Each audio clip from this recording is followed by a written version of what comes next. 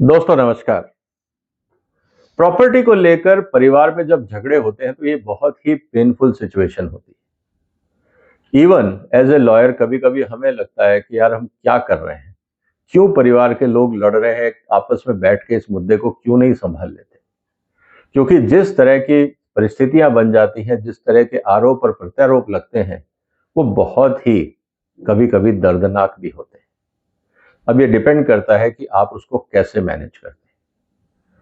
लेकिन हर समस्या के आने से पहले उसका एक प्रिवेंटिव अप्रोच होता है कि हम उस समस्या को कैसे रोकें।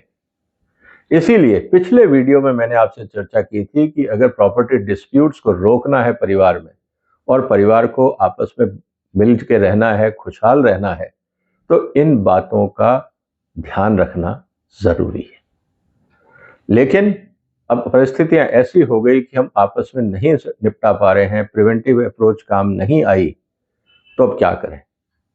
इसीलिए कानून की जरूरत पड़ती है कि जो भी समस्या है उसको कानूनी रूप से अब कैसे हल किया जाए। आज के डिस्कशन में हम यही कहेंगे कि किस तरह से लीगल ऑप्शंस आपके पास हैं अगर आपके परिवार में प्रॉपर्टी डिस्प्यूट्स हैं। आज की जो चर्चा है, legal remedies in family property disputes, पारिवारिक जो प्रॉपर्टी है, संपत्ति है, उसमें जो झगड़े हैं उसको कैसे निपटाया जाए। लेकिन फिर मेरा निवेदन आपसे यही रहेगा कि आप प्रिवेंशन करिए, मतलब कि property documents up to date, कौन सी खरीदी, कौन सी बेची, किसने खरीदी, किसने बेची, किसके नाम पे है, किसने किसको दी, कभी इनहेरेंट प्रॉपर्टी है, कभी क्रिएटेड प्रॉपर्टी है। आपने पुरानी प्रॉपर्टी ली, उसमें एक मंजिल थी, अब आप उसमें 2 मंजिल और बना दी, किसने बनाई, किसने खर्चा किया। अगर आप ये सब चीजें लिख लेंगे तो कहीं ना कहीं आपके काम आएगी। ड्राफ्ट रजिस्टर क्लियर विल, जो भी प्रॉपर्टी ओनर है, इररिस्पेक्टिव कौन है, कहने का मतलब ये है कि आप गरीब आदमी हैं, आप अमीर आदमी हैं, आप इंडस्ट्रियलिस्ट हैं, एक विल जरूर बनाइए। और क्लियर विल, विल ड्राफ्टिंग भी बहुत इंपॉर्टेंट है। बहुत बार केसेस ऐसे होते हैं जहां पे इंटरप्रिटेशन को लेकर सवाल आ जाता है। मैं भी यहाँ पूरे केसेस नहीं डिस्कस कर पाऊंगा टाइम शॉर्टेज के कारण, लेकिन एक लाइन ऐसी लिख दी जाती है कि इसका मतलब क्या है। गिफ्ट थी, यूज करने के लिए दी, या वैसे ही रहने के लिए दी, क्या स्थिति थी, कहीं क्लैरिटी नहीं है और उसको लेके झगड़े हो जाते हैं। Use legal agreement for any family property transactions. आप बैक ऑफ द एनवलप खाली कागज पे लिख दिया और दे दिया, उसको लेके विवाद हो जाता है कि जी ये तो थे ही नहीं, ये तो उनके सिग्नेचर ही नहीं है, ये तो राइटिंग ही मैच नहीं करती, उनको तो इंग्लिश आती ही नहीं थी, ये जो इंग्लिश में इतना लंबा चौड़ा लिख दिया आपने एग्रीमेंट, ये तो पॉसिबल ही नहीं है। बहुत तरह के सवाल उठ जाते हैं अगर आपके डॉक्यूमेंट क्रेडिबल नहीं है तो। Open communication among family members, अब ये सबसे बड़ी समस्या है भारत के परिवारों में। हम आज भी बच्चों के साथ, रिश्तेदारों के साथ property and money matters discuss नहीं करते। कहीं ना कहीं हमें लगता है कि या तो मैं अपनी गरीबी नहीं दिखाना चाहता, या मैं अपनी अमीरी नहीं दिखाना चाहता, कहीं किसी को जेलसी ना हो, कोई मेरे से दुश्मनी ना निकाले, कहीं मुझे कोई ब्लैकमेल ना करे, या किसी और परिस्थितियों में मुझे इमोशनली चार्ज ना करे कि भाई साहब आपके पास तो इतना पैसा है, हमें आप इतना नहीं दे सकते, क्या रिश्तेदारी है। लोग इस तरह से भी आपको इमोशनली ब्लैकमेल कर सकते हैं। तो बेहतर ये होता है कि लोग इस तरह की बातों को अपने तक ही रखते हैं, ये हकीकत है। Involve a neutral third party mediator if emotions run high, क्योंकि जब आप इमोशनल होते हैं तो लॉजिक कम काम करता है, ये हमने अक्सर देखा है। इसीलिए मीडिएटर का रोल बहुत जरूरी हो जाता है। एक तीसरा आदमी जिसका आपसे और सामने वाली पार्टी से कोई लेना देना नहीं है, वो फैक्ट्स के ऊपर ही बात करेगा। इसीलिए आपको हमेशा एक इंटेलिजेंट क्रेडिबल आदमी को मीडिएटर के रूप में रखना चाहिए, ना कि मैं इसको जानता हूं, ये मेरा दोस्त है। कभी कभी वो चीजें भारी पड़ जाती। हो सके हमेशा न्यूट्रल आदमी देखिए, जो सब्जेक्ट को जानता हो, क्रेडिबल हो, थोड़ा इंटेलिजेंट हो, जो कम्युनिकेट कर पाए, आपको समझा पाए, सामने वाली पार्टी को समझा पाए और सिचुएशन को केयरफुली, क्लेवरली मैनेज कर पाए, क्योंकि यहाँ पे समस्या का समाधान ढूंढना है और कोई पर्पस नहीं। अब जहां तक बात है लीगल फ्रेमवर्क की, इसको समझते हैं दोस्तों। हर देश में अलग अलग सक्सेशन प्लानिंग है। हिंदुस्तान में हमारे यहाँ पे कॉम्प्लेक्स सिचुएशन है, क्योंकि हिंदुओं के लिए हिंदू सक्सेशन प्लानिंग है, मुस्लिम्स या बाकी माइनॉरिटीज के लिए उनके प्लान है, उनके अपने कानून है। इसी तरह से जो ट्राइबल्स हैं उनके अपने हैं। तो यहाँ पे स्थिति ये है कि जैसी जहाँ पे कानून लगेगा वो इस्तेमाल होगा, लेकिन कब? जब विल नहीं है। ये कानूनी कार्रवाई तब सब चलाती है जब आपके पास विल नहीं होती। तो जिन लोगों को विल लिखनी है वो इस बात को ध्यान में रखें कि अगर आपने जिम्मेवारी पूरी नहीं करी तो आपके बाद आपके परिवार के अंदर झगड़े होंगे ही। आप इस बात को मान लीजिए, चाहे बहुत ज्यादा हो या ना हो वो अलग बात है। ग्रेविटी और डिग्री ऑफ कंफ्यूजन और कॉन्फ्लिक्ट कैन बी डिफरेंट, लेकिन ये होना बहुत जरूरी है। Wills and testamentary documents, valid wills can help avoid many disputes. What is important? Valid. बहुत बार आ जाता है इनवैलिड कि साहब ये विल कहाँ से आ गई, हमें तो पता नहीं। ये इन्होंने कहा जी मेरे पिताजी ने इनको दे दी थी, ये उनके दोस्त थे, उनके कलीग थे, उन्होंने दे दी, एक कागज निकल के आ गया कहीं से। या परिवार में 5 भाई हैं, किसी एक के पास से विल निकल रही है, या कहीं कोई और चाचा के पास से विल निकल रही है। ये अचानक जो काम होता है ना, ये डाउट क्रिएट करता है। फिर लोग उसमें मतलब निकालेंगे कि सिग्नेचर मेल नहीं करते, ये किस तारीख को साइन हुई, विटनेस कौन था, विटनेस को बुलाया जाए, पता लगा विटनेस ही अवेलेबल नहीं है या वो भी इस दुनिया में नहीं है। उस स्थिति में क्या होगा? अब किसने किसके फर्जी साइन किया, विटनेस ने सामने साइन नहीं किया, विटनेस के ओरिजिनल साइन है या नहीं, आप कैसे वेरीफाई करेंगे? तो कॉम्प्लिकेशंस बहुत बढ़ जाते हैं। इस बात को भी हमें समझना होगा। इसके बाद आता है partition laws allow legal division of property among co owners. अब को ओनर है, 2 भाइयों ने मिलकर प्रॉपर्टी बनाई। अब किसको कितनी मिलेगी इसका भी एक फॉर्मूला होना चाहिए। किसने कितना कंट्रीब्यूट किया वो एक आधार हो सकता है। किसकी क्या जरूरतें हैं वो भी एक आधार हो सकता है। लेकिन जो भी आधार होगा उसके पीछे लॉजिक होना जरूरी है। वहां पे आर्बिट्रेरीनेस नहीं चल सकता कि साहब मैंने कह दिया मैं बड़ा हूं इसलिए छोटे को मानना पड़ेगा, ऐसा नहीं होता है। इस बात को समझना होगा। इसीलिए डॉक्यूमेंटेशन बहुत जरूरी है जब भी प्रॉपर्टी की बात आए। रेजोल्यूशन ऑप्शन में इसीलिए जब झगड़े ऐसे हों तो सबसे पहला तरीका होता है कोर्ट जाना। हमेशा हमें कहते हैं कि अगर आप मैटर कोर्ट चला गया तो पता नहीं 5 साल बाद 10 साल बाद जिस तरह से कोर्ट्स में भीड़ है, लाइनें लगी हुई हैं, डेट्स नहीं मिल पाती हैं, तो मैटर लंबा खिंच सकता है। इसीलिए कोर्ट्स और सरकारें दोनों कोशिश करती हैं कि आउट ऑफ कोर्ट सेटलमेंट हो थ्रू मीडिएशन और फैमिली काउंसलिंग। ये एक नया ट्रेंड है और भारत सरकार में सुप्रीम कोर्ट सरकार और संसद भी यही कहती है कि आप मीडिएशन में जाइए, सीधा कोर्ट में मत आइए। और अगर आप कोर्ट में भी जाते हैं तो कोर्ट आपको वापस मीडिएशन में डायरेक्ट कर देता है। A non confrontational way to resolve conflict. Benefit क्या होता है मीडिएशन का कि रिश्ते बने रहते हैं, मिलजुल के बीच का रास्ता निकाल लिया जाता है।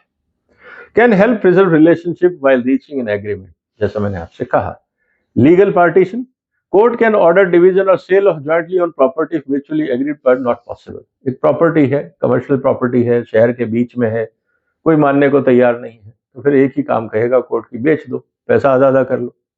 आप कहोगे नहीं मुझे ऊपर रहना है, कोई बोलेगा मुझे नीचे रहना है, मेरी गाड़ी अंदर पार्क होगी, दूसरा बोलेगा बाहर होगी, रास्ता ही नहीं निकल रहा। आप कहोगे मेरे 3 बच्चे हैं, वो कहेगा जी बच्चे आपके ज्यादा है तो मेरा क्या कसूर, मैं आपको अपनी स्टेटस कैसे दे सकता हूँ। कभी तरह के अजीब से सिचुएशंस बन जाती है। बेहतर ये होता है कि डिस्पोज ऑफ करो, कैश लो, बांट लो, खत्म।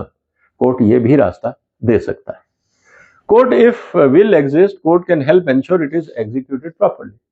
विल है, एग्जीक्यूट कौन करेगा? वहां पे कोर्ट आदेश दे सकता है, किसी को नॉमिनेट कर सकता है, किसी और व्यक्ति की हेल्प ले सकता है और उनको कह सकता है आप एग्जीक्यूट करवाइए और रिपोर्ट बैक करिए। इसके बाद सिविल सूट, इन केस आपको लगता है कि विल फर्जी है, कब्जा कर लिया है, इनका हक बनता नहीं था, अब पिताजी की प्रॉपर्टी पे चाचा जी ने कब्जा कर लिया, भतीजे ने कब्जा कर लिया, छोड़ नहीं रहे हैं, किराएदार हैं, खाली नहीं कर रहे हैं, कुछ भी हो सकता है, रहने आए थे छोड़ नहीं रहे हैं, अब क्या करोगे आप?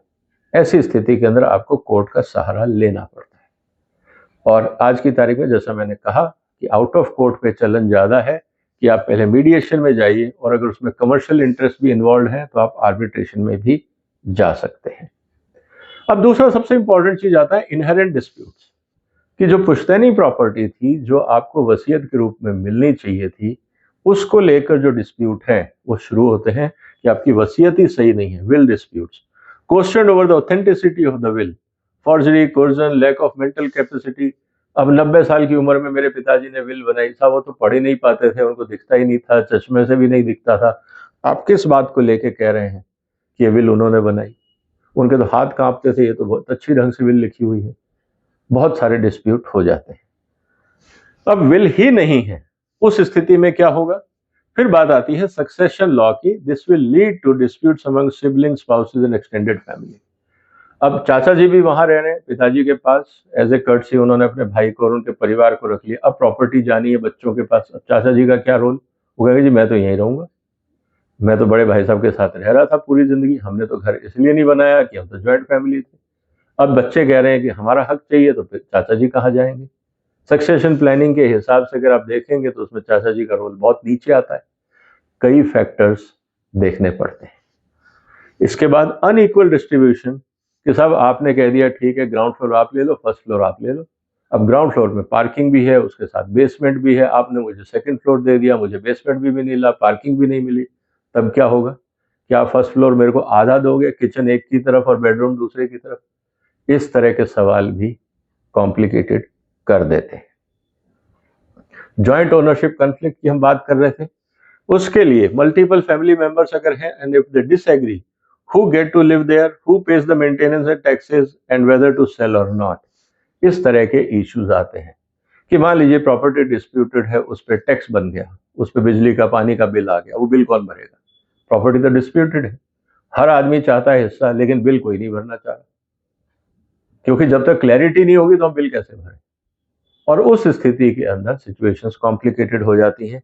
और फिर अगर उनमें से कोई बोलता है जी मेरे को तो नहीं बेचनी, मैं तो यहीं रह लूंगा, दूसरा कहता है आप तो रह लोगे लेकिन हमें तो इस प्रॉपर्टी में हिस्सा चाहिए, लेकिन हम रहना भी नहीं चाहते। वो पहले वाला बोलेगा जी आप रह लो, मैंने कब मना किया? इस स्थिति में क्या होगा? आप कहोगे प्रॉपर्टी बेचो, तो कहोगे आप बेचोगे तो मैं कहाँ रहूंगा, मेरी तो दुकान यही है, मेरा तो बिजनेस स्टैब्लिशमेंट यही है, मेरा तो एड्रेस ही यही है, मैं तो 10 साल से एज ए डॉक्टर यही प्रैक्टिस कर रहा था, अब क्या होगा? तो वहां पे भी कॉम्प्लिकेशंस खड़े हो जाते हैं। फिर सवाल आता है कि प्रॉपर्टी बेचें या ना बेचें। फिर ये भी एक ऑप्शन निकलता है कि जिसको रहना है वो दूसरे का हिस्सा खरीद ले, वो कहेगा जी इतने पैसे मेरे पास है नहीं। तो बहुत तरह के कॉम्प्लिकेशंस खड़े हो जाते हैं। Property purchase in one members name, आपने कहा ठीक है आप प्रॉपर्टी खरीद लो, दुकान खरीद लो, बड़े भाई ने दुकान खरीदी अपने नाम पे, पैसा लगा परिवार का। अब डिस्प्यूट क्या हुआ कि आपने अकेले के नाम पे क्यों खरीदी? उन्होंने कहा यार मैं गया था एग्रीमेंट, मैंने साइन करा के प्रॉपर्टी खरीद लाया, आप थे नहीं, उसमें आपके सिग्नेचर चाहिए, एफिडेविट चाहिए, दुनिया भर की लीगल कार्रवाई मल्टीपल हो जाती। मैं गया, काम करके आ गया, पैसे दिए, कर लिया, एग्रीमेंट मेरे नाम पे बन गया, मैंने साइन कर दिया, वहां तक तो ठीक था। लेकिन जब बाद में डिस्प्यूट होगा, ओनरशिप की बात आएगी, तो पता लगेगा वो प्रॉपर्टी तो किसी एक के नाम पे, जबकि पैसा परिवार का लग गया। इस बात को लेके भी डिस्प्यूट हो जाते हैं। और सबसे इंपॉर्टेंट बात है, disputes arises if it was intended for family benefit and it is in one persons name.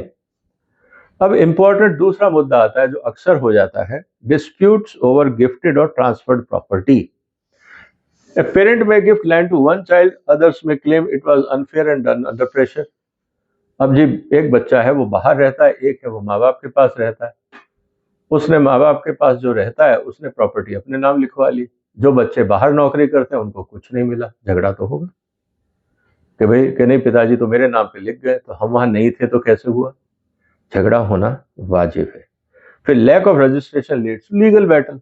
अगर ये सब था तो हमें कोर्ट क्या बोलता है कि जो आपके बाकी परिवार के लोग हैं उनसे एनओसी लेके आइए, नो ऑब्जेक्शन सर्टिफिकेट, क्या उनको एतराज है या नहीं? तो कोशिश ये है कि झगड़े कम हो, लेकिन मुद्दा इतना गंभीर है कि झगड़े कम होते नहीं। Legal framework based on common law and Indian law as examples, the instant succession when there is no will. Hindustan में क्या होता है, भारत में Hindu succession act, Muslim laws भी है, और फिर local law will decide the hierarchy of heirs. पहला हिस्सा किसको मिलेगा, दूसरा कौन, बराबर का हिस्सेदार कौन, इमीडिएट जो बच्चे हैं उनका पहला हक, फिर उनके बच्चे हैं उनका दूसरा हक, इस तरह से एक हायरार्की है। अब कौन है कौन नहीं है, एक बच्चा जिंदा है वो दूसरे नहीं है, दूसरे के बच्चे हैं वो खुद नहीं है, तो ये डिपेंड करता है, पूरा स्ट्रक्चर कानून में दिया गया है। अगर आप हिंदू सक्सेशन एक्ट, हम इसकी चर्चा करेंगे बाद में कि किस तरह से जो हिरार्की है वो वहाँ पे कानून में दिखाई गई है, ताकि जब भी आप इस तरह का कोई काम करें तो आपको पता रहे कि क्या ऑप्शंस रहे हैं। जैसा मैंने कहा कि जो सबसे इंपॉर्टेंट मुद्दा आ जाता है घूम फिर के विल को लेके, और ग्राउंड फॉर कंटेस्टिंग विल। अब जैसे ही विल आती है जिसके फेवर में नहीं आती, वो निश्चित रूप से कोर्ट जाएगा और कंटेस्ट करेगा, और कंटेस्ट जब करता है तो उसमें क्या आर्ग्यूमेंट होते हैं, ये कॉमन ज्यादातर हम लोगों ने देखा है। फॉर्जरी और टेम्पर्ड, विल ओरिजिनल नहीं है जी, मैनिपुलेटेड है, सिग्नेचर मैच नहीं करते, वगैरह वगैरह। Mental incapacity of the person who wrote it. अब बुजुर्ग पिताजी थे, माताजी थी, अनपढ़ थी, उन्होंने विल कैसे बना दी? अब उनको तो इंग्लिश नहीं आती थी, विल इंग्लिश में है, ये किसने ट्रांसलेट करी? ओके जी, उन्होंने बताई थी, हमने ट्रांसलेट करी, हमने उनको पढ़ के सुनाया। अब लिखा क्या था, पढ़ के क्या सुनाया, ट्रांसलेशन किसने करी? बड़े मुद्दे खड़े हो जाते हैं। Under influence, undue influence. अब आपने दादाजी के कहने पे कर दिया, किसी और के कहने पे कर दिया, चाचा के कहने पे कर दिया, इन्फ्लुएंस हो गए, यहाँ पे भी डिस्प्यूट खड़ा हो जाता है। और फिर एम्बिगुअस वर्डिंग, जैसा मैं आपसे कह रहा था कि I hand over is what, against cash और as a gift? This property belongs to XYZ. Which property? How much? For what purpose? My business will go to him. अब which business? आपने जब प्रॉपर्टी विल लिखी थी उस समय company के पास एक बिजनेस था, आप रिटायर हो गए, बच्चों ने उसमें 4 बिजनेस और खड़े कर दिए। विल आपने जब बनाई उसमें कौन से बिजनेस की बात करी आपने? जो विल आपने बनाई वो आपके बिजनेस की बात थी, या जो बच्चों ने उस बिजनेस में से अलग अलग डाइवर्सिफिकेशन करके नए बिजनेस खड़े किए वो भी उसमें शामिल है? इस तरह के सवाल भी खड़े हो जाते हैं। फिर रही बात पार्टीशन सूट की, legal remedy when co-owner can not agree. झगड़ा है तो अदालत जाना पड़ेगा। Court can either divide property physically if possible और sale and divide the proceed. क्या करें? अब एक बिल्डिंग है, 3 फ्लोर है, 5 परिवार है। अब आप ये तो नहीं कह सकते कि साहब ग्राउंड फ्लोर बेच दो फर्स्ट फ्लोर रखेंगे, या फर्स्ट फ्लोर बेच दो ग्राउंड फ्लोर रखेंगे, या ऐसा है कि बीच की फ्लोर को आप आधा कर दो। ऐसा तो हो नहीं सकता। कहने का मतलब है कि परिस्थितियां कॉम्प्लिकेटेड हो जाती हैं, तो फिर सिंपल तरीका कोर्ट के पास ये है कि भाई या तो मान लो, नहीं तो फिर एक ऑप्शन है कि प्रॉपर्टी का मार्केट वैल्यू निकाल लो, प्रॉपर्टी बेच दो, जो पैसा आएगा उसको बांटना आसान हो जाता है। ये बात भी हमें समझनी पड़ेगी। इसीलिए अगर हम इसके प्लस और माइनस देखें तो वो समझने वाली बात है। मीडिएशन, न्यूट्रल थर्ड पार्टी, आपके रिश्ते बने रहते हैं, अच्छी बात है, आपस में मीडिएट कर लीजिए, किसी की हेल्प ले लीजिए, but may not be legally binding अगर आपने एग्रीमेंट नहीं ढंग से साइन किया है तो। अब सरकार ने मीडिएशन लॉ भी बना दिया है, तो मीडिएशन का जो आउटकम है वो भी लीगली बाइंडिंग है एक हिसाब से। तो उस परिस्थिति के अंदर भी आपके पास एक रेमेडी है। Partition suit, courts divide and order the sale of property, legal finality, time consuming and costly. अब पूरा प्रोसेस होगा, वैल्यूएशन होगा, खर्चे होंगे, टैक्सेशन होंगे, ऑक्शनिंग होगा, दुनिया भर का टाइम भी लग सकता है, खर्चे भी हो सकते हैं। प्रोबेट, अगर आपके पास विल है उसको एग्जीक्यूट कराना है तो कोर्ट कैन अपॉइंट समवन, आपके जो विल में राइट्स हैं वो प्रोटेक्ट हो जाएंगे। पब्लिक प्रोसेसिंग है, उसमें लीगल फी है, क्योंकि कोर्ट के माध्यम से हो रहा है, उसमें कोई इंटरफियर नहीं कर सकता, लेकिन जो भी फीस आपको कोर्ट को लगेगी और जो वकीलों के खर्चे होंगे, जो भी प्रोसेस कोर्ट सजेस्ट करेगा उस हिसाब से आपको देना पड़ेगा। Alternate dispute resolution, generally out of court, faster than court, less flexible. यहाँ पे ज्यादा फ्लेक्सिबिलिटी थी मीडिएशन में। फर्स्ट स्टेप, कोर्ट अक्सर बोल देता है उसमें कमर्शियल मैटर अगर ज्यादा है, डिस्प्यूट्स हैं, फाइनल आपको करना है, अमाउंट आपको समझ में नहीं आ रही है, तो कहते हैं आप आपस में बैठ के ये तो तय कर लो। वो आर्बिट्रेशन में हो जाता है तो कोर्ट फिर फाइनल ऑर्डर दे देता है उसके बेस पे। Injunction, temporary legal hold to stop property sale और transfer, protect right of during disputes and prove urgency. अब आप है, कोई बेचना चाह रहा है, मेरे नाम पे है, विल में लिख दिया कि सारी प्रॉपर्टी मेरी है, मैं सोच रहा हूँ इसको बेच के पैसा लेके मैं निकल जाऊं। दूसरे भाइयों ने कहा कि नहीं जी आप ये नहीं कर सकते। अब वो कहता नहीं, प्रॉपर्टी मेरे नाम पे है, आपने विल को डिस्प्यूट किया हुआ है। अब स्थिति में क्या होगा? तो लोग तुरंत कोर्ट जाते हैं, उस प्रॉपर्टी पे स्टे लेते हैं कि बिके नहीं तो हमारा हिस्सा मारा जाएगा, और ये मैटर आपको जो इमरजेंसी है वो कोर्ट को बतानी पड़ती है कि ऐसी क्या जल्दबाजी है जिसके लिए ये डिसीजन लेना पड़े। इसलिए दोस्तों, मैं वापस उसी मुद्दे पे आ रहा हूं कि आपके पास दो रास्ते हैं। आप झगड़ों को रोक सकते हैं, दैट इज प्रिवेंटिव अप्रोच, और दूसरा, अगर आप नहीं रोक पाते तो फिर रेमेडी तो है ही, कानून के हिसाब से जो निर्णय होगा वो आपको मानना पड़ेगा। उम्मीद है दोस्तों कि प्रॉपर्टीज के मामले में जो बेसिक जानकारी थी मैंने जो आपको दी, आपके काम आएगी। आप पुराना वीडियो भी देख सकते हैं, पिछला वीडियो, जिसमें आपको इश्यूज समझ में आ जाएंगे, ऑप्शंस क्या है वो भी मैंने आपको बताए। ये बहुत, आपको जो मैंने बताया, ये ब्रॉडर कॉन्टूर्स हैं, इसके अंदर काफी और कॉम्प्लिकेशंस हो जाते हैं केस टू केस। इसीलिए हमेशा बहुत समझ के काम करें, क्योंकि वैल्यू बहुत ज़्यादा होती है। कभी कभार रिश्ते इंपॉर्टेंट हो जाते हैं, कभी कभी रिश्ते ज़्यादा डैमेजिंग हो जाते हैं, प्रॉपर्टी की उतनी वैल्यू नहीं होती, तो ये चीज़ें बहुत सेंसिटिव हो जाती हैं। संभल के चलें, हो सके तो डिस्प्यूट्स अवॉइड करें, अपनी जिम्मेवारियां लें, डॉक्यूमेंटेशन करना ना भूलें, बस इतना ज़रूर याद रखिए, वो सबसे बड़ा एविडेंस और सपोर्ट रहता है। और सबसे इंपॉर्टेंट बात, हमेशा समझदार आदमी की सहायता लें जो आपको सही रास्ता दिखाए। उम्मीद है ये चर्चा आपको पसंद आई होगी। आप इस वीडियो को शेयर करिए। नहीं समझ में आता, परिवार के साथ इस मुद्दे को दोबारा देखिए, दोनों वीडियोस देखिए। उम्मीद है जो चीज़ आप नहीं कहना चाह रहे थे परिवार में, चर्चा नहीं करना चाह रहे थे, इन वीडियोस के माध्यम से जब आप चर्चा करेंगे तो मुझे लगता है कि आपस में जो एक हेजिटेशन होता है कि किससे बोलूं कि चलो हम बिल बना लें, कम से कम आप ये वीडियो शेयर करके परिवार के लोगों को ये बता सकते हैं कि आपकी जिम्मेदारी है, इस जिम्मेदारी को भी पूरा करिए ताकि परिवार ना बिखरे। आपके सबके परिवारों के लिए खुशहाली की कामना के साथ फिर मुलाकात होगी एक और महत्वपूर्ण मुद्दे के साथ। इस चैनल को सपोर्ट करिए, सब्सक्राइब करिए, इन वीडियोस को शेयर करिए, और बाकी वीडियोस देखिए, वो भी आपके बहुत काम के होंगे इस चैनल पे। अपना ध्यान रखिएगा। फिलहाल वंदे मातरम।